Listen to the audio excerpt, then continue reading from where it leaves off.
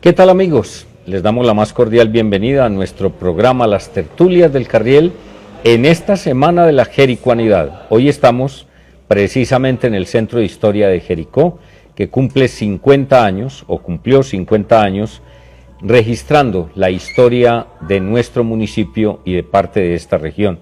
Si ustedes de pronto escuchan algunos ruidos o en fin, algo que interfiera un poco, tiene que ver con un trabajo muy importante que están desarrollando en la casa donde está ubicado el Centro de Historia. Han cambiado techo y lógicamente pues están volviendo a montar la pinacoteca. Todos los retratos que están ubicados en la pinacoteca se están volviendo a ubicar en su sitio habitual debido al trabajo que realizaron en el techo.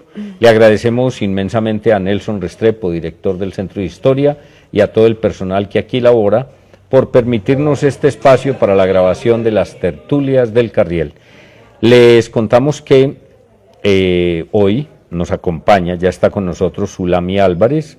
Ella es artesana de tejidos, de joyería, y con ella vamos a hablar un poquito de Zulami, de su trabajo, de los productos que ella desarrolla y de la vida comercial en el municipio de Jericó. En un segundo momento tendremos un pregrabado nada más y nada menos que con Monseñor Darío Monsalve Mejía, arzobispo emérito de Cali, a quien tuvimos la oportunidad de entrevistar en la Iglesia Catedral de Jericó para conocer un poquito de su trabajo en el episcopado colombiano y en la arquidiócesis de Cali y demás. En un tercer momento estará con nosotros precisamente el director de esta casa donde hoy nos encontramos, Nelson Restrepo, comunicador, director del Centro de Historia, para hablar un poquito de qué es ser jericuano, de lo que significa ser jericuano en esta semana de la jericuanidad. Bueno, les damos la más cordial bienvenida, les agradecemos por estar siempre atentos a nuestra programación, saludamos a quienes nos siguen en las pantallas de sus televisores, en la zona urbana de Jericó, en algunas de las veredas, y los que nos siguen a través de las redes sociales en el mundo. Saludamos a Zulami Álvarez, le agradecemos inmensamente que haya querido aceptar nuestra invitación, que quiera contarnos un poquito quién es Zulami. Zulami, bienvenida a las tertulias. Muchas gracias, muy buenas tardes a todos los jericuanos y jericuanas que nos están escuchando. También totalmente agradecida por esta cordial invitación, un espacio muy valioso para poder hablar un poco sobre mí, sobre el arte que tengo, sobre la historia, porque es algo que va mucho más allá de la materia del tejido, sino también una historia y un significado detrás de cada uno de ellos. Bueno, mi nombre es Zulami Álvarez, soy también mamá de mellizos, de Zair y Tayel Álvarez. Vivimos en Jericó hace aproximadamente 2 años. Y bueno, llevo ya un recorrido de aproximadamente 7 años en el tejido. ¿De dónde vino? De Medellín. Nació en Medellín. Sí, soy de Medellín. ¿Dónde estudió? ¿Qué estudió? Pues hasta ahora realicé mis bachilleratos, luego cuando ya iba a comenzar pues como la carrera universitaria decidí mejor emprender un viaje y ya a través de ese viaje como tomar la decisión de realmente qué quería hacer, porque pues terminar el bachillerato y tomar una decisión tan pronta de qué hacer, porque es algo que es una responsabilidad grande, que es algo que te decide muchos años de tu vida. Entonces decidí mejor moverme, explorar, y pues hasta ahora ya más o menos tengo una idea de que me gustaría estudiar, pero ya soy mamá, entonces estoy como viviendo ese papel. Entonces por ahora voy a dar un tiempo más a los estudios. Podemos decir entonces que Zulami, en vez de iniciar una carrera en una universidad, en una facultad de cualquier tema, lo quiso hacer una carrera por el mundo. ¿Dónde estuvo? Bueno, principalmente en Colombia recorrí varias ciudades, me gusta muchísimo Colombia, hay mucha diversidad acá, tanto en el norte de Colombia, en el sur, el Pacífico, también en parte pues como por ejemplo Bogotá, ciudades principales. Me encanta Antioquia me lo recorrí, no todo porque son muchísimos municipios, hay mucho que aprender de Antioquia, pero sí conocí bastante, amo la montaña, entonces siempre iba en búsqueda de la montaña, de siendo muy joven. Luego emprendí un viaje ya por Ecuador, Perú, estuve en Perú mucho tiempo, luego fui a Bolivia y en Bolivia me quedé viviendo 1 año. Se supone que tenía la idea como de ir a Argentina, ir a Brasil, a otros lugares, pero soy una persona que se apasiona mucho con los lugares que conoce. Entonces me tomo todo con calma, tomo todo con calma, con tiempo, que es una forma también de disfrutar el viaje, no solo como de conocer los lugares más turísticos, sino apreciar realmente lo que puedo conocer de esa cultura, conocer su gente, conocer su comida, compartir con familias. Entonces básicamente sí, Colombia, Ecuador, Perú y Bolivia. Interesantísimo, de todas maneras es una experiencia que debe ser muy agradable, uno recorrer gran parte del país donde vive y luego recorrer la región, casi que toda esta zona andina, y poder conocer tanta diversidad que hay en un espacio como este. Bueno, ¿por qué llegó a Jericó y por qué se quedó en Jericó? Bueno, esa es una de las historias favoritas que tengo en este momento, porque como te cuento, siempre al ser viajera conectaba con lugares que me conectaran conmigo misma también, que me conectara culturalmente, que encontrara tranquilidad, que yo creo que es la esencia más importante que busca todo ser humano. Cuando yo conocí Jericó estaba en embarazo, tenía 7 meses de embarazo ya, antes de eso pues vivía en Medellín, había quedado en embarazo en Medellín y la verdad no quería gestar o criar a mis hijos en una ciudad, porque siempre había estado en la montaña, entonces en la ciudad era como muy difícil tomar esa decisión.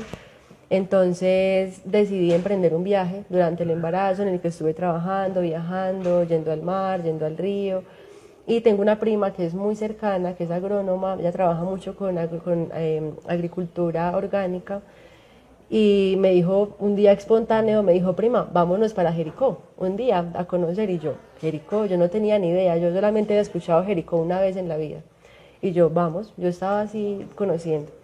Nos vinimos y yo desde que me bajé del carro en el que veníamos, yo me enamoré de Jericó. En ese instante yo sentí como una corriente de energía impresionante y lo sentí en todo, en mí, en el vientre, como si hubiera sido una decisión entre los tres en ese momento. Y en ese momento dije, quiero explorar más Jericó. Sí, me conviene, sí, es un buen lugar, cómo podría ser para trabajar, para todo. Entonces, bueno, exactamente me quedé 2 días, pero en esos días yo me llené de vida acá. Entonces volví a Medellín, hice como algunas adecuaciones con mi negocio pues, de artesanías, hice algunas inversiones, todo. Y al mes volví y trabajé todo un mes en el Centro Cultural Bomarzo. Ahí me dieron un espacio con el cual pues he estado muy agradecida y ahí trabajé un mes y en ese mes fue hermosa la experiencia con la gente, me sentí súper acogida, me sentí amada, sentía que también me iba bien económicamente porque pues es un pilar muy importante, Claro, claro. y más si tienes 2 bebés en el vientre y si vives de lo que haces. Entonces era como una decisión con mucha responsabilidad, al mismo tiempo de que era un pueblo que me brindaba tranquilidad. Entonces, en ese mes tomé la decisión de venirme a vivir a Jericó, hablé con mi mamá, le presenté la propuesta y nos vinimos a vivir. Bueno, ella me dijo que sí y ya me volví a Medellín, esperé ya pues el parto, un mes, los bebés nacieron, esperamos 3 meses también pues buscando como casa para encontrar acá un buen espacio y ya, resultó la casa, todo súper bien y ya nos vinimos ¿El a papá de los Jericó. niños no vive con ustedes? No. Bueno, ¿qué fue lo primero que usted fabricó en la vida y por qué se enamoró de las artesanías? Bueno, antes de ser artesana estaba pues también como en una exploración también muy intensa en mi adolescencia, en el que como que era muy difícil para mí conectar con diferentes actividades. Intenté tatuar, patinar, pintar, diferentes cosas y luego conocí a un artesano en Medellín que me enseñó a hacer un tejido que se llama el encuentro de 2 caminos o el tejido inca. Tiene 2 simbologías muy bonitas. De acuerdo que me costó muchísimo aprender ese primer tejido, pero cuando lo aprendí me enloquecí y comencé a tejer y a tejer y a tejer, no dormía, me tejía hasta las 5 de la mañana, no quería parar. Entonces ahí sentí como una conexión súper linda con el tejido y más que el tejido me abría muchas posibilidades también para moverme. Bueno, y además de ese tejido, qué más empezó a hacer? Bueno, como te digo, ya pues al comenzar a tejer, al comenzar a moverme, a relacionarme con otros espacios, con otras culturas, también me enamoré mucho de la agricultura. Me encanta la agricultura, me encanta el hecho de sembrar una semilla y poder cosechar ese alimento de la tierra. todo lo que implica eso también, ese trabajo del campesino que es tan valioso y tan poco valorado al mismo tiempo. Y también ese esfuerzo físico me gusta bastante. También esa exploración pues, de la tierra, sus minerales, de todas las propiedades que tiene. Las plantas medicinales me encantan también. Tuve mucho tiempo, por ejemplo, en pandemia, en el que prácticamente dejé de tejer, que se supone que es un tiempo en el que pude haber aprovechado para montar una tienda completa en tejido, pero me dediqué a la exploración de las plantas medicinales. Hice como una bitácora de medicina pues, en plantas, hice recolectas, hasta me intoxiqué haciendo pues como exploración. ¿Se intoxicó? Me llegué a intoxicar porque yo probaba de todo al lado a mi mamá. Sin embargo fue excelente porque en ese tiempo de pandemia nunca nos enfermamos, nos fue súper, mi mamá ya es adulta y no sé, las plantas hicieron su poder. Entonces también me gusta mucho, también me gusta bastante la fotografía, al mismo tiempo pues de estar viajando y dejarme cautivar por paisajes tan bonitos, por animales, porque realmente es mucho más grande el mundo de lo que percibimos acá, pues como que en una vida cotidiana. Entonces, poderlo capturar a través de una cámara es una oportunidad muy bonita y guardar esa memoria ahí, para verlo después, para contar historias. También me gusta mucho escribir, amo escribir. Mi papá era pastor evangélico, él escribió varios libros, fue un gran orador y siento que de él quedó como una semilla muy bonita en mí. Y también la escritura para mí es una linda forma de soltar cosas, ¿no? Como expresarme, el dolor o felicidad, claro, agradecimiento, cosas que de pronto no puedo decir con palabras y las plasmo en el papel. O me encanta escribir cartas, yo todavía soy de las novias románticas que manda cartas. Qué bueno, no podemos dejar la costumbre de escribir y ojalá volviéramos a escribir. Los manuscritos son lindos y mucho más cuando se hacen, ojalá en una letra, lo que llamamos la manuscrita, la script, que es letra bastante bonita. Ojalá volviéramos todos a escribir. Bueno, haciendo cuentas de 2 años en Jericó, parece que llegó en medio de la pandemia, parte en Medellín y parte en Jericó. Sí, prácticamente. Igual yo siento que ya cuando vine a Jericó ya había pasado. Ya había pasado la fuerza. Me había pasado mucho la fuerza de la pandemia, sin embargo yo prácticamente sí que en embarazo en pandemia, pero como siempre he estado en búsqueda de la montaña, casi no viví como la experiencia de la pandemia en sí.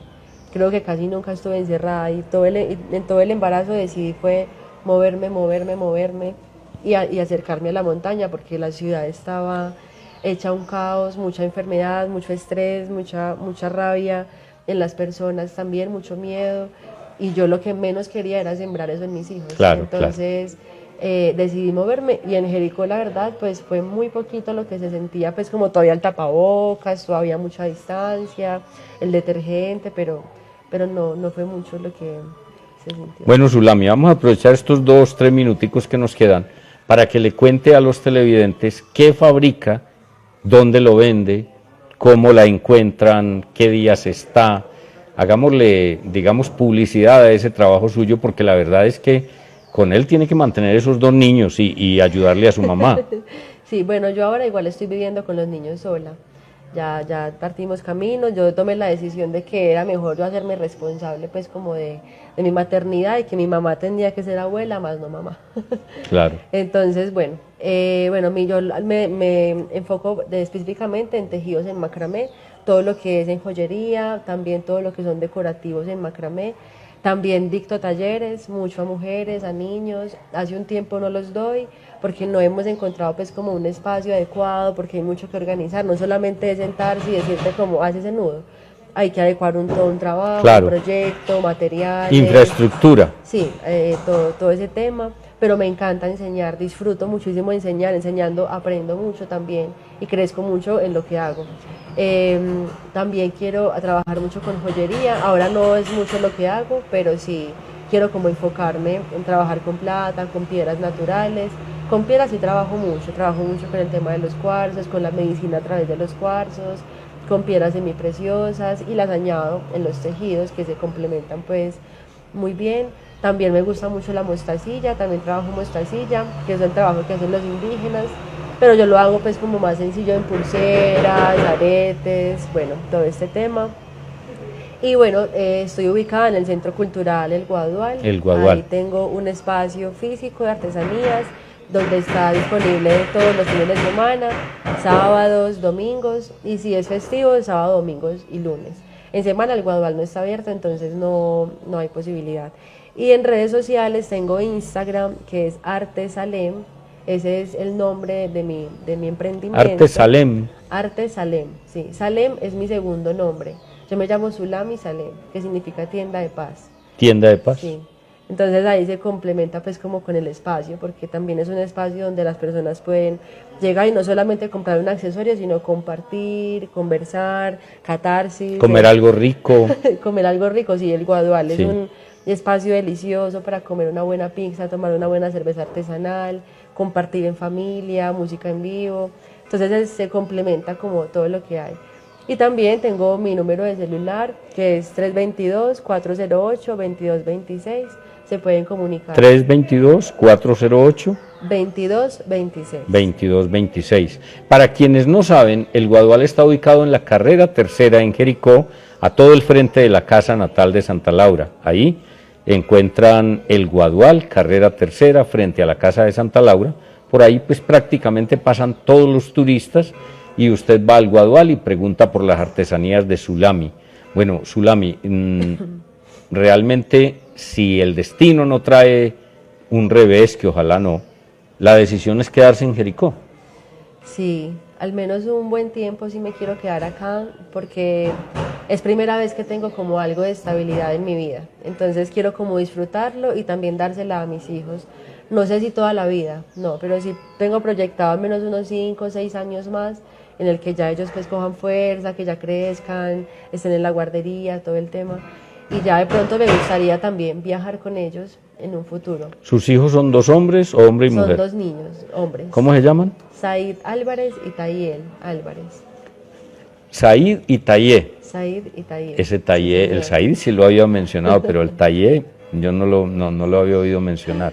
Bueno, Zulami, qué bueno que nos hayas acompañado en las tertulias del Carriel, muchos éxitos y que los jericuanos y los visitantes adquiramos las artesanías de Zulami para que pues le ayudemos y para que ella salga adelante con su emprendimiento. Esto es realmente un emprendimiento. Sí. ¿Dónde consigue los insumos para fabricar sus artesanías? Bueno, hay diferentes espacios. Por ejemplo, en Medellín consigo muchos.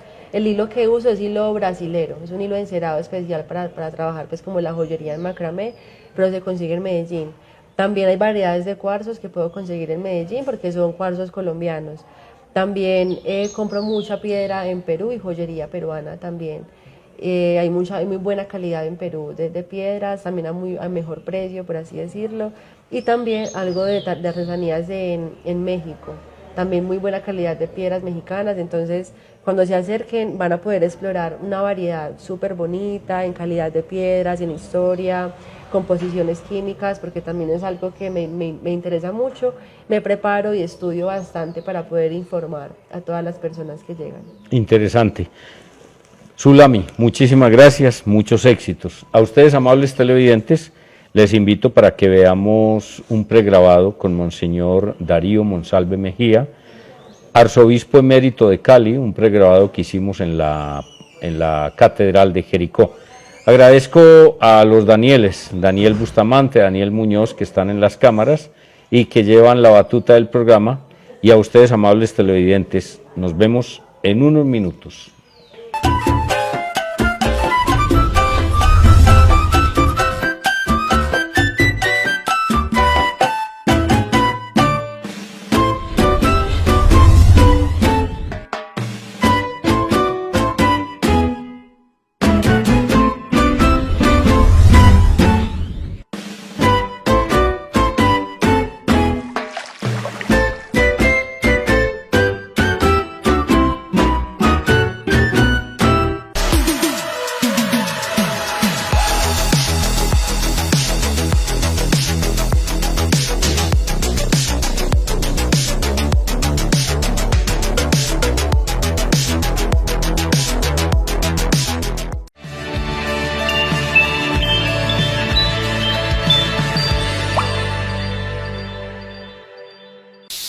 Estimado usuario, la Corporación Antena Parabólica de Jericó le recuerda que el pago del servicio de televisión debe hacerse en las oficinas de Confiar. En nuestras oficinas solo se atenderán suscripciones y requerimientos técnicos.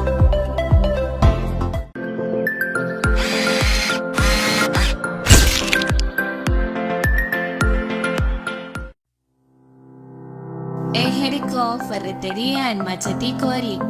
Todo para la construcción en la empresa, la finca y la casa.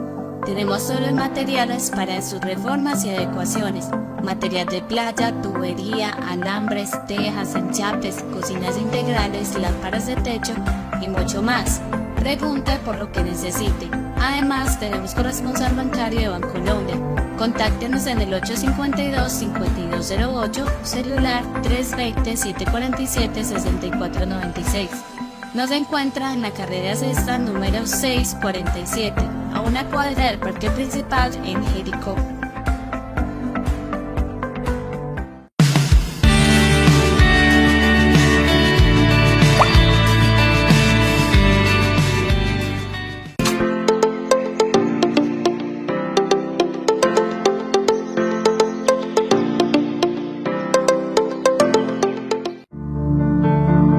No se pierda el Santo Rosario de lunes a sábados a las 5:30 de la tarde por nuestro canal 8, JTV Global, Jericó Televisión.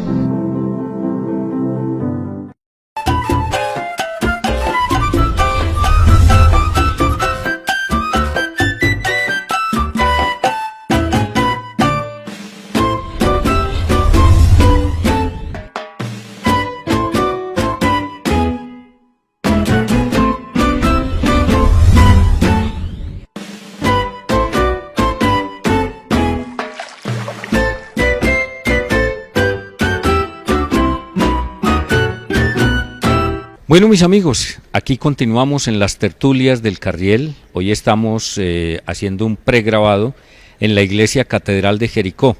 Hoy, cuando la Catedral de Jericó cumple 54 años de consagración de manos de Monseñor Augusto Trujillo Arango, en el año 1969, precisamente el 20 de septiembre, para la fecha de hoy, cuando estamos grabando este especial, para las tertulias, son 54 años que cumple nuestra catedral.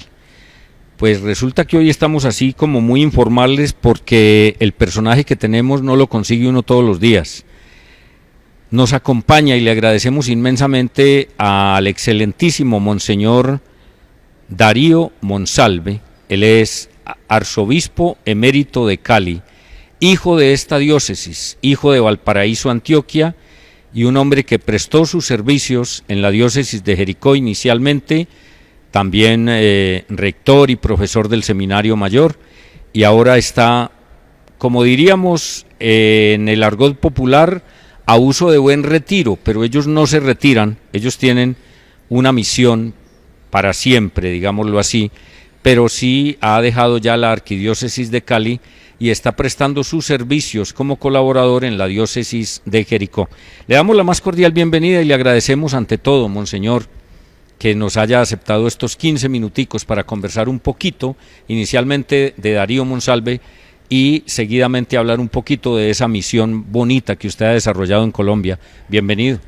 Muchas gracias, Salvador, por esa presentación tan precisa e interesante que acabas de hacer, comenzando con el aniversario de consagración de la catedral.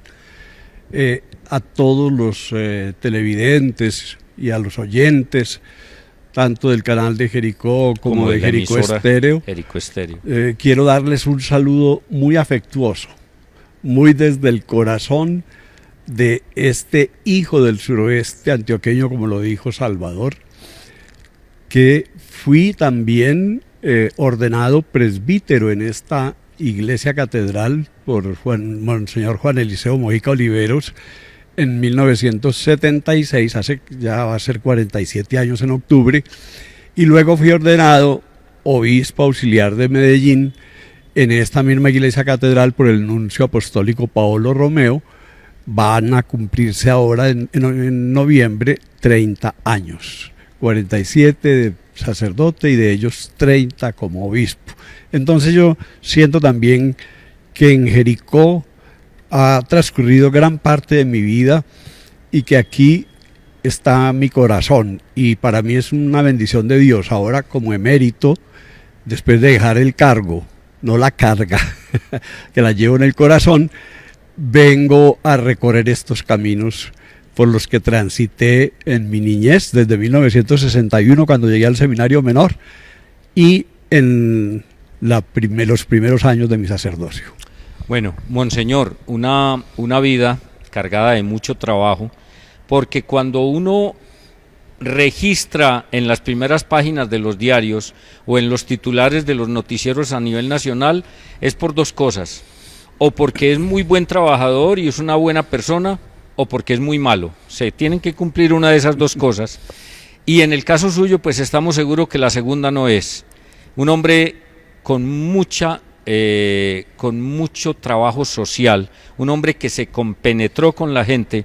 Monseñor, usted se le adelantó al Papa Francisco cuando dijo: la Iglesia tiene que salir de las catedrales y de las capillas y compenetrarse con el pueblo. Usted comenzó a hacer ese trabajo hace muchos años, y eso de alguna manera inclusive le ha ganado los no afectos de algunas personas en Colombia. Sí, usted cita bien al Papa Francisco, que nos propone una iglesia en salida constante, no instalada dentro de los cultos y los templos y dentro de la misión meramente religiosa, espiritual. Una iglesia en salida, una iglesia con olor de oveja, los pastores que tenemos que estar tanto a la cabeza o en el medio o detrás de la comunidad, pero metidos en la comunidad con olor de oveja a oveja, y una iglesia hospital de campaña, porque en las sociedades no faltan estas crisis. Hoy hablamos de la policrisis que vive el mundo en todos los campos, iniciando por estas crisis ecológicas, ambientales, climáticas, que están provocando grandes oleadas de migración, y todos vemos la tragedia de los migrantes. Basta ver Colombia con Venezuela, el Darién, lo que significa ahora el Darién, con gentes venidas de todo el mundo, transitando por Colombia, por Medellín, por el Urabá, para tratar de pasar el Darién y seguir a Estados Unidos. Entonces son fenómenos muy graves, y al lado de esos fenómenos hemos tenido las guerras, las violencias, los desplazados forzosos, las crisis que tenemos también de salud y de inseguridad. Y por eso la iglesia debe tener ese olor a oveja y ser hospital de campaña que recoge los sufrimientos de la gente. Comenzó su ejercicio en el episcopado como obispo auxiliar de Medellín. Allí pues fue de pronto una vida un poquito más tranquila, muy compenetrado con los barrios de la ciudad de Medellín, una ciudad que tiene más de 500 barrios, y lógicamente cada barrio tiene una parroquia, haciendo un trabajo social muy interesante, pedagógico, el evangelio predicado a través del caminar y a través del conversar con la gente. Pero llega a Cali, 8 años o más. 12 años y medio. Llega a Cali, y en Cali se convierte de alguna manera en una piedrita en el zapato para unos, pero en un pastor que da la mano a otros. Llega a una ciudad convulsionada, con muchas dificultades, con mucha periferia, con mucha pobreza, digámoslo así, con unas desigualdades inmensas como todas las ciudades de Colombia, y allí empieza a generar un trabajo que yo diría que le mereció pues muchos aplausos, pero también algunas críticas. Algún momento le dio como miedo y dijo: hombre, ¿esto qué? ¿Esto para dónde va? Además porque usted tiene el antecedente de que poco antes de usted llegar a Cali, en Colombia habían asesinado a un obispo muy nuestro. Allá en Cali, precisamente. Y es Isaías Duarte Cancino. Isaías Duarte, que había sido obispo de Apartadó. Yo había estado Urabá como obispo de Málaga, población de origen de Monseñor Isaías, Yo había estado en sus exequias precisamente en el año 2002, un 16 de marzo lo asesinaron, un 19 de marzo, a los días siguientes fueron las exequias. Sí, Salvador, tú lo dices claramente, el Señor Dios a mí me puso desde mi llegada a Medellín como obispo auxiliar, me puso en el corazón la semilla de trabajar denodadamente por la paz, por la reconciliación, por los pactos de vida y de no agresión, y sobre todo por sacar la gente de la violencia. Eso es como lo primero, quitarle gente a la violencia, a los que están en el sicariato. Me tocó llegar a Medellín cuando a los días de estar yo de auxiliar mataron al señor Pablo Escobar, y me tocó toda esa época del sicariato que quedó después del paso de este hombre por la vida y después de su muerte. Entonces en Medellín tuve que enfrentar como obispo muy novato toda esta situación violenta en los barrios populares, y allí en medio de esas situaciones sentí el llamado del Señor a superar la indiferencia o el miedo y a ponerle la cara al conflicto urbano, a ir a las parroquias y a los sitios más azarosos a acompañar las familias de los muertos, así fueran pandilleros o fueran personas masacradas, asesinadas por ellos. Y así comenzó un trabajo por la paz desde lo urbano, creando movimientos como el No Matarás, por ejemplo, que lo organizaron los mismos violentos y todavía subsiste, y creando un centro de reconciliación en la arquidiócesis de Medellín y abriendo unas oportunidades de capacitación y de trabajo, de emprendimientos. Luego me pasaron a una zona rural que también estaba dominada completamente por la violencia, el bloque central Bolívar, el Frente 45 de las FARC, el Pavón del ELN, era la zona del Chicamocha Medio. Allí viví 9 años y me tocó ponerle la cara a los asesinatos de nuevo y a las masacres, y enfrentar a todos los armados con uno más, el ejército colombiano que entraba a tomar la zona, y que fue la época de los llamados falsos positivos. Entonces también yo tenía que poner mi cara ante los falsos positivos. Y luego me pasan a Cali, estos 12 años, y bueno, ya usted lo ha dicho perfectamente, baste con pensar que a mí me tocó en Cali vivir 2 momentos que son muy difíciles en la vida de cualquier persona, y en mi vida de obispo fueron difíciles, pero fueron una gran oportunidad también. La pandemia y el estallido social que tuvo como epicentro a Cali, precisamente desde el 28 de abril del 2021 hasta el 20 de julio del 2022, Cali vivió bajo el estallido social. Más de un año en una cosa que el mismo nombre da miedo, estallido social, con muertes, con atropellos. Yo diría que de parte y parte, eso no es cuestión para nosotros juzgarlo, pero que es una situación muy difícil, y el arzobispo, que es una figura, que es una persona a quien le creen en Cali y le creen en Colombia, pues lógicamente es llamado a ver, y todo el mundo me imagino que consultando qué hacemos, cómo nos movemos, qué hacer, con quién conversar. Eso es una situación difícil. Sí, muy dura.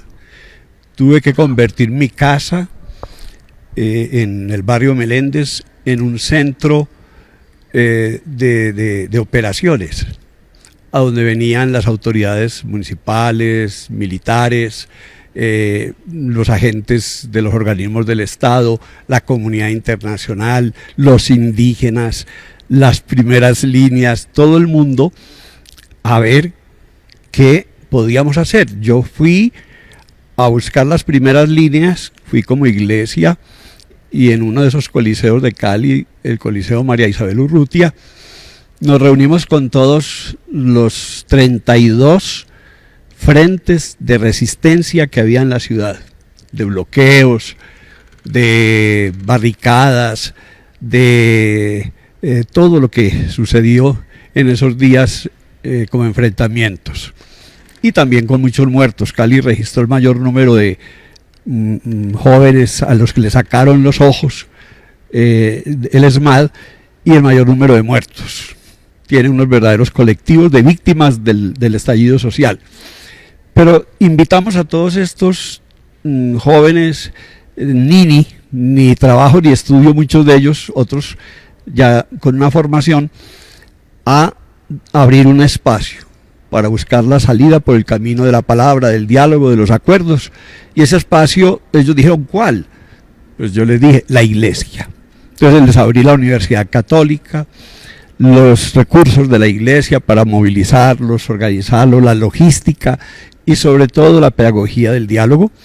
Y así se llegó a terminar el estallido social en Cali, a abrir unos acuerdos con la municipalidad, a abrir unos acuerdos con el empresariado, que crearon una figura que se llama Compromiso Valle, a abrir unos acuerdos con todos estos grupos armados que inciden en la ciudad, a sanar la herida que se le abrió a los indígenas, a los que les dieron bala directamente, se enfrentaron con sectores de la ciudadanía, a sanar las heridas con las poblaciones negras que estaban muy sentidas, y a buscar también que la policía y las autoridades del país entendieran que las cosas no eran a la brava.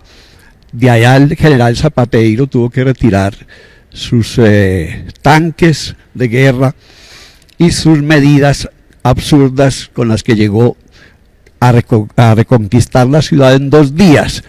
Pues ni en 2, ni en 3, ni en 4 pudo, tuvo que regresarse a Bogotá, y el camino del diálogo abrió horizontes y siguen todavía funcionando en este momento. Recordamos que varias noches la noticia era: se van a tomar a Cali, habrá masacre en Cali. Eso era lamentable, uno veía, pues esas no eran noticias de los canales, eran las noticias de las redes sociales, en donde se filtra un poquito más de lo que va pasando, en donde casi que nadie es capaz de ocultar muchas cosas que van pasando, pero gracias a Dios no sucedió, y como usted dice, pues se tuvieron que retirar porque además había un trabajo previo, y era el trabajo de que la iglesia había abierto la puerta. Ese trabajo, por demás muy, muy dedicado de su parte y de todos sus colaboradores, ocasionó que como que se apaciguara un poquitico ese deseo de que el arzobispo salga, de que no lo queremos por algún motivo, y ahí hubo como un poquitico de tranquilidad, y gracias a Dios las cosas se dieron. El tiempo pues en los medios es tenaz y no nos permite. Uno quisiera conversar con una persona como usted todo el día, pero una pregunta de curiosidad: ¿cuántas amenazas? Muy buenas tus lecturas, Salvador, muy precisas. Amenazas, no, yo he tenido amenazas desde Medellín, en donde a punto de bala entraron 2 veces a mi casa, y en una de esas la saquearon, porque había también oposición de sectores al mensaje en contra de las convivir, en contra del paramilitarismo, en contra de la limpieza social, bueno, de todos esos fenómenos, y del narcotráfico, por supuesto. Entonces también yo estaba en el ojo del huracán, y había gente que no quería que recogiera, que trabajara por estos muchachos, porque creía que la solución eran los escuadrones de la muerte, era la limpieza social. Entonces en Medellín recibí tuve varias situaciones difíciles, estuve bajo las balas, entre las balas de pandillas, pero el Señor me protegió. Y luego en Málaga tuve un momento de amenazas de muerte por parte de un grupo paramilitar, con el que después tuve un diálogo y se subsanó el problema. Y en Cali, pues hablemos de 2, 3 veces amenazado de muerte, y alguna vez detenido por 5 hombres armados en un cruce de un semáforo. ¿Nunca hubo una agresión física? Yo creo que lo pensaban varias veces antes de eso, porque ponerle 2 arzobispos muertos a Cali hubiera sido muy grave. Yo digo que una de mis grandes defensas fue la sangre de mi antecesor Isaías Duarte Cancino, porque pues ya eso puso a Cali en muy mal renombre mundial. Sí. y ahora pues matar a otro arzobispo hubiera sido fatal para Hubiera Cali. sido fatal. Monseñor, se nos acabó el tiempo, pero sí le quiero preguntar, ya usted viene desarrollando un trabajo muy interesante ya como obispo o arzobispo emérito y apoyando mucho la diócesis de Jericó, que es su diócesis de origen. ¿Ha añorado en algún momento el trabajo como obispo, como arzobispo oficial de Cali? De pronto ha pensado, hombre, me está como haciendo falta este trabajo, o el trabajar suyo, a pesar de que ya no es oficial, es tanto que no recuerda y que no le hace falta el oficio. Me costó mucho los primeros meses aprender a estar en un apartamento solo, con una señora que me cuida en la casa desde hace 43 años, una persona muy leal, y aprender a ocuparme de mí mismo y no a estar ocupado por una realidad como era la iglesia de Cali y la iglesia en Colombia en general. Pero me sentí también ya, como dije al principio, con la carga del evangelio, pero sin el cargo de una administración que es muy compleja, la de una arquidiócesis. Entonces era una mezcla entre la satisfacción y el aprendizaje a vivir desocupado y ocupándome de las realidades que yo creo que puedo hacer. Entonces me ha ayudado mucho el haber sido nombrado desde el año pasado delegado de la Iglesia de la Conferencia Episcopal en la mesa de diálogos con el ELN. Ya he estado en los ciclos de Caracas, de La Habana, de México, y vuelvo ahora al ciclo en México, Dios mediante, en noviembre. Entonces mezclo ese trabajo de estar en la mesa, de venir a los territorios y ayudar, por ejemplo, buscando la paz con terceros, los contendores del ELN, y seguimos en esa búsqueda, pensando que las AGC o Clan del Golfo, que las disidencias, que las pandillas urbanas, que todas estas organizaciones armadas también admitan un cese el fuego, no solo ahora porque va a haber unas elecciones de respeto al pueblo, a la vida, sino que entren en ese proceso que el gobierno lo llama una paz total, nosotros lo llamamos una paz completa e integral. Estamos precisamente en época preelectoral y esta pregunta es de un sí o un no, como a los políticos, cuando están cogidos de la tarde en los medios y hay 6 o 8 candidatos y a todos solo les permiten una palabra. ¿Cree en la paz total? ¿Sí o no? Creo en ella. Monseñor Darío Monsalve, arzobispo emérito de Cali, excelencia, muchas gracias por regalarnos a estos medios de comunicación local, pero que se convierten en regional y en mundial a través de las redes. Gracias por regalarnos este espaciecito y siempre será bienvenido a Jericó. Con mucho gusto, y bueno, hoy hablamos de cosas más personales, pero yo estoy aquí viviendo con ustedes este gozo de la dedicación de la catedral 54 años después, recordando esta historia que aquí en el año 1947 demolieron la antigua iglesia, en el 49 pusieron la primera piedra de esta catedral, y el obispo de entonces, Monseñor Antonio José Jaramillo Tobón, cuyos restos reposan en la catedral, y el gran arquitecto Juan David Vázquez Abella, y el sacerdote que dirigió esta obra, el padre Pompilio Gallego Arboleda, hoy Monseñor, fueron el alma de esta obra, que es un símbolo no solo de Jericó, sino del suroeste, y que ahora con la canonización de la Madre Laura, pues ha sido conocida mundialmente y admirada. Esta catedral con sus altas columnas, con esa cripta que es un lujo. No encontramos dos catedrales en el mundo que tengan estos dos pisos tan definidos y tengan estas características arquitectónicas y tengan un museo de arte religioso como el que tienen aquí. Es admirable. Además que el primer piso sirvió de catedral durante por lo menos 8 años. Sí, yo llegué en el 61 al seminario y ahí eran las misas con el señor obispo Trujillo Arango, muy solemnes. Entonces a Jericó un abrazo, un saludo.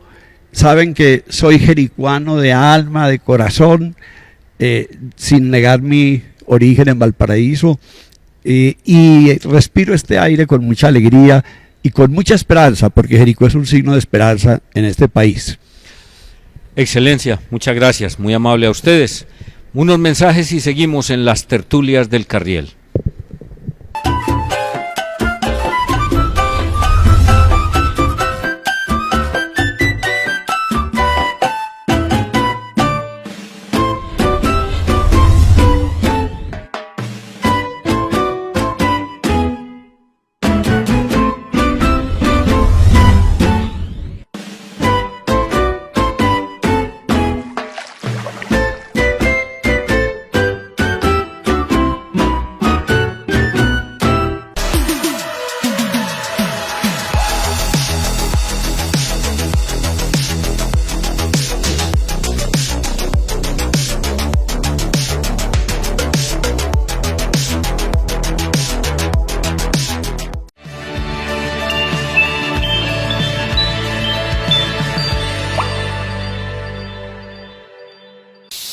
Estimado usuario, la Corporación Antena Parabólica de Jericó le recuerda que el pago del servicio de televisión debe hacerse en las oficinas de Confiar. En nuestras oficinas solo se atenderán suscripciones y requerimientos técnicos.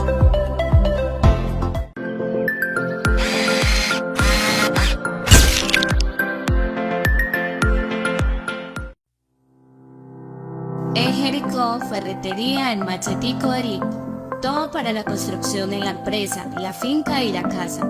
Tenemos solo materiales para sus reformas y adecuaciones. Material de playa, tubería, alambres, tejas, enchapes, cocinas integrales, lámparas de techo y mucho más. Pregunte por lo que necesite. Además, tenemos corresponsal bancario de Bancolombia. Contáctenos en el 852-5208, celular 320-747-6496. Nos encuentra en la carrera sexta número 647, a una cuadra del parque principal en Jericó.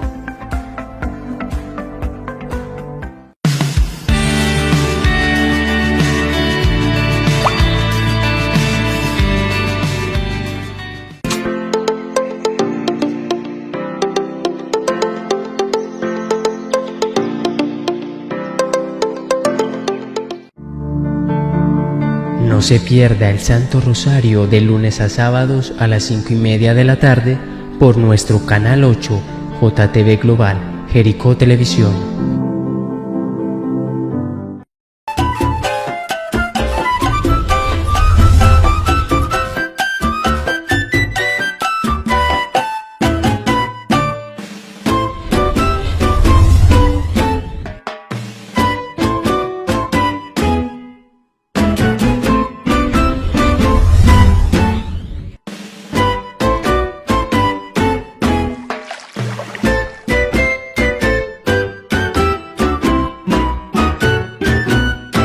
Nos acompaña Nelson Augusto Restrepo Restrepo. Él es comunicador social, historiador y actualmente es el director del Centro de Historia de Jericó. ¿Por qué invitamos a Nelson? Porque esta semana estamos celebrando la Semana de la Jericuanidad. Desde el pasado martes, por ejemplo, que hubo un concierto en el Museo Maja, el miércoles el Día de la Jericuanidad con la institución educativa San José en el parque, el jueves con el gran Día de la Jericuanidad, con todos los actos académicos que se desarrollan con motivo de los 173 años de historia, hoy con otros actos muy importantes, hoy viernes, y ese amor que llevamos en el corazón que nos perdura por siempre. Saludamos a Nelson Augusto Restrepo. Restrepo, Nelson, bienvenido, muchas gracias por aceptar este diálogo con las tertulias del Carriel. Gracias, Salvador, un saludo para todos ustedes, para los televidentes, y qué bueno hablar de jericuanidad y hablar de lo que significa la fundación de nuestro pueblo. Bueno, hablemos un poquitico de qué hemos hecho esta semana y luego conversamos un poquito de cómo se gestó Jericó. Bueno, yo creo que cada año tenemos una tarea desde el civismo, desde ese sentido patriótico, y es festejar el aniversario de la fundación de Jericó cada 28 de septiembre. Aquí, cerca del Centro de Historia, es decir, la calle siguiente, lleva ese nombre, calle 28 de septiembre. Fue una manera del Centro de Historia también memorar y recordarle a todos los jericuanos esa fecha de 28 de septiembre, así como el 20 de julio, como el 7 de agosto, el 20 El 28 de septiembre tiene que ser un referente para nosotros los jericuanos y saber por qué lo celebramos. Entonces, hace 173 años fue fundado Jericó y este 28 de septiembre pasado pues lo celebramos como se lo merece el pueblo, izando la bandera en una misa en acción de gracias, con la participación de las fuerzas vivas y de la comunidad, ese desfile institucional hasta el Parque de los Fundadores, donde hacemos el homenaje perenne y de reconocimiento a nuestro fundador, depositando ante él la corona de laurel. Y en la noche la sesión solemne estatutaria en el Centro de Historia, en la que ratificamos esa fecha memorable de fundación y que lo hacemos con mucho sentido patriótico, con un trabajo académico. En esta oportunidad presentamos la revista número 55 del Centro de Historia, que yo creo que ese también es un logro para Jericó, que nuestro centro lleve ya 55 volúmenes de la revista y que se le entregue a toda la comunidad. La revista se distribuye en todo el país y sale de Colombia además. Y algo más, lo más bonito, lo más especial que ocurre cada 28 de septiembre es la entrega o el otorgamiento de la distinción al mérito de los fundadores a una institución o a un jericoano que haya servido muchas veces o casi siempre silenciosamente a esta comunidad. Y yo creo que este año fue motivo de alegría para todos, sobre todo para los artesanos, para la gente trabajadora, para la persona que silenciosamente lo único que ha hecho es trabajar y servirle a la comunidad, y este año fue don Arcángel Tirado González. Así que la familia Tirado Álvarez estuvo congraciada con el Centro de Historia y con Jericó entero, recibiendo esta distinción que lo hace más que meritorio, pero que también lo convierte en un jericuano ejemplar. Don Arcángel Tirado, para quienes no lo conocen y para quienes nos ven en el mundo, es el artesano de las sandalias, el hombre que desde hace muchos años levantó la familia, la educó, organizando, arreglando calzado y haciendo sandalias, haciendo lo que llamamos las tres punta, como dicen los costeños, unas chanclas que son muy apetecidas, y las sandalias las de correa. Es un artesano verdaderamente en el municipio de Jericó, uno de los más reconocidos, uno de los que más tiempo lleva ejerciendo este trabajo. Me parece muy, muy loable, muy especial que le hayamos otorgado la distinción al mérito de los fundadores a don Arcángel Santa María. Vaya, un saludo muy cordial para él.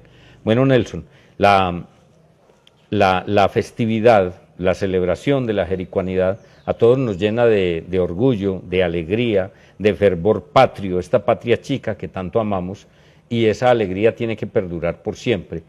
Y mucho más cuando conocemos este terruño donde vivimos, porque quien no, o hay un dicho que reza que uno ama lo que conoce.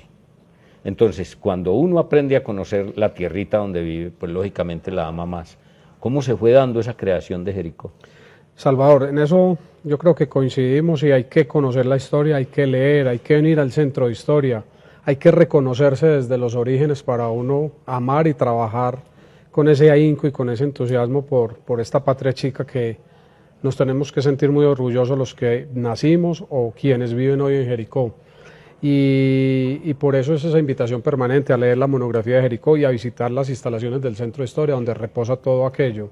Entonces tenemos esos orígenes del descubrimiento del territorio desde el año 1500, esa primera expedición que pasó por estas tierras, luego toda esa hazaña colonizadora con esa familia Santa María en una repartición de tierras que obedeció, digamos, a un acto administrativo, a algo muy oficial del país y del departamento, cuando en unas concesiones se entregaron porciones de tierra a unos solicitantes en aquella época, y que les correspondió este territorio de Jericó, Pueblo Rico y Tarso, a los Santamarías. Por eso don Santiago, hijo de don Juan, uno de los dueños de estas tierras, es quien viene a colonizar y a fundar la primera aldea, denominada Aldea de Piedras, eso más o menos a partir de 1843, y en 1850 se oficializa el nacimiento de la Aldea de Piedras, igual a la aldea La Soledad, lo que hoy es Andes. Andes y Jericó nacimos juntos bajo esa misma ordenanza, que es la número 5 del 28 de septiembre de 1850. Entonces hay unos escritos, eso yo creo que deleita, y uno se encarreta leyendo esa historia, cómo esas familias empezaron a llegar desde el oriente, desde el Valle de Aburrá, bajar a Fredonia, luego hasta el Cauca, cruzar el río a nado en esas primeras expediciones, luego sí se hizo en una balsa cautiva, subir esa peña de la Soledad, llegar a Palo Cabildo y empezar todo ese proceso de definir dónde iba a quedar el pueblo, quién trazaba la plaza, cómo se levantaron las primeras casas, y que esos vestigios quedan, que eso está en pie. Estas casas antiguas que tenemos en Jericó son producto de ese esfuerzo colonizador que obedece a la colonización antioqueña además. Entonces es muy bonito saber cuáles fueron los apellidos, qué filtro hizo don Santiago, qué estrategias utilizó para traer esas familias fundadoras y hacer que se quedaran y que perduraran aquí en la aldea, que al año siguiente cambió de nombre por Felicina y a los 3 años cambió el nombre por Jericó, en honor a ese Jericó bíblico que en arameo significa ciudad de las palmeras. Excelente historia. Se dice que ese filtro don Santiago Santamaría lo comenzó en Marsella. Hay 2 puntos muy claves como dentro de ese recuento histórico, y es que en Marsella como que se hizo una acampada, la gente llegaba ahí, descansaba después de bajar desde Fredonia, porque ya empezaba la tierra caliente. Claro. Recuerden que Fredonia es más frío, en Marsella ya se empieza a calentar el ambiente, y ahí se sentaban a dialogar y a decir, mire, no hay que comer, todo lo que vayamos a comer hay que sembrarlo, esto que llevamos como víveres nos va a durar para 3 o 4 días, así que vamos a tener unas jornadas difíciles allá. Aquí, ¿qué podía garantizar don Santiago? Algunos animales de selva, de animales monte, de monte, claro. y agua, que eso sí teníamos de sobra, y esa era una muy buena garantía. Lo demás había que traerlo inicialmente, entonces esas primeras mulas venían con cargas de sal, con cosas que podían no ser perecederas para poder garantizar alimento para la gente, pero les debe haber tocado muy duro, y lastimosamente muchas de esas historias, de esas anécdotas no quedaron registradas, pero es lo que está en nuestra mente y uno se imagina cómo pudo haber sido el mundo hace 173 años atrás. Entonces es muy bonita la historia de Jericó, y de ahí en adelante sí que es bonita cuando empieza ya a sentarse toda esa gente en Jericó, cuando se levanta el primer censo en 1871. En 1851 ya eran 709 las personas que habitaban el territorio. Uy, ya eran en un muchos. año casi 1000 personas, y ese censo lo tenemos original, lo tenemos también transcrito, y se dice quiénes eran esos primeros 700 habitantes, sus edades y sus oficios. Entonces ahí se habla de carpinteros, de hilanderas, de algunas personas de la servidumbre, de unos artesanos, había orfebrería, había unos grandes hacendados, que eran 4 para la época. Es muy bonito leer esa historia, y de ahí cómo empieza a evolucionar esa aldea, a llegar la educación, digamos la cultura, la literatura, con el establecimiento de la primera biblioteca, la apertura del primer camino a Cauca, luego la apertura de camino hacia Andes y hacia Támesis, luego el nacimiento de Pueblo Rico y Tarso, que eran en nuestra jurisdicción eran caseríos, luego corregimientos, y ahora pues se independizan, pero también la llegada de instituciones grandes. La banda municipal por ahí desde esos años comienza a aparecer la música en Jericó, y entonces hay unos orígenes de la música muy claros y muy fuertes y muy especiales para Jericó. Por eso nuestra banda hay que apoyarla y hay que reconocerla, porque es una de las instituciones culturales más antiguas. Luego la Sociedad de San Vicente de Paúl, la Sociedad de Mejoras Públicas. Entonces Jericó empezó a tener un crecimiento acelerado en temas culturales, se empieza a construir el primer teatro, que fue el Teatro Luz. Es decir, hemos tenido 3 teatros, luego el establecimiento de unas instituciones de educación grandes, primero para varones, luego para señoritas, y hubo una época en que teníamos 5 colegios privados en Jericó. 5, en las primeras imprentas. Aparece pues entonces la prensa en el año de 1905. Luego tenemos 2 acontecimientos, bueno, muchos acontecimientos importantes, el establecimiento del primer banco con moneda propia en 1902. Luego llega la energía eléctrica en 1906, y eso nos pone en el país en un sitial muy importante, porque Jericó tuvo energía primero que Cali, que es la tercera ciudad de Colombia. Fue Jericó en 1906 y Cali en 1910. 4 años después, Jericó fue ejemplo para muchas capitales del país. Y en 1908 nos exaltan a categoría departamental. Entonces Jericó, lo que hoy es gran parte del territorio del suroeste, más el Carmen de Atrato, Armenia de Liconia, se eleva a categoría departamental con capital aquí en Jericó. Aquí tuvimos 2 gobernadores, y en 1915 se crea la diócesis de Jericó, la tercera más antigua de Antioquia. Ya empezamos a figurar también en el contexto religioso, es decir, ya en la lupa del Vaticano estaba Jericó. Eso para resumir, porque los temas son muchísimos, la historia es muy amplia, yo creo que es muy vasta en todos estos asuntos religiosos, culturales, cívicos, deportivos, políticos, por eso hay que leerla. Ese es un pequeño resumen, pero que sea un abrebocas para que la gente se entusiasme a querer saber más de la historia de Jericó. Jericó merece que lo sigamos amando, que lo sigamos cuidando, que aprendamos más de su historia para que, conociendo la historia, lo bueno lo repitamos, lo prolongamos, y lo que no ha sido tan bueno, pues lo evitemos para no caer en errores. Nelson, muchas gracias por haber aceptado este diálogo aquí en las tertulias del Carriel, y gracias por todo ese trabajo investigativo para enseñarnos la historia de Jericó. No, Salvador, muchas gracias a usted, a nuestro canal, al canal que tenemos que abrazar y querer los jericuanos. Muchas gracias porque siempre están pendientes de todo, siempre nos llevan esta información a la comunidad. Yo creo que es una forma también de impactar positivamente a la comunidad. El canal es una institución, y hablando de jericuanidad, pues que todos nos pongamos la mano en el corazón y sintamos a Jericó. Ese hecho de izar la bandera, que no falte en ninguna casa, ya es un sentimiento de jericuanidad y un acto importante y característico de nuestro civismo y de nuestra cultura. Y que vengan muchas cosas buenas. Seguimos soñando con los cuartos Juegos Florales, ojalá para el año entrante, y vivir estas fiestas que se nos vienen, porque la cultura tiene que seguir siendo materia prima importante en Jericó. Recuerden que en enero viene el iFestival y seguimos construyendo a Jericó entre todos. Yo creo que esta fundación no ha terminado, apenas comienza. Don Santiago nos dejó un legado, nosotros somos responsables de lo que le vamos a legar a estos niños que están hoy pequeños y naciendo en Jericó, y la jericuanidad es de todos los días. Así es. Nelson Restrepo, comunicador social, director del Centro de Historia, y le agradecemos inmensamente por estar aquí en las tertulias. A ustedes, amables televidentes, les invito para que sigamos viendo la programación del canal Jericó Televisión, y aquí en las tertulias nos vemos en una próxima oportunidad. Recuerde que hoy estuvimos desde el Centro de Historia de Jericó, que cumplió 50 años registrando los hechos de nuestro municipio.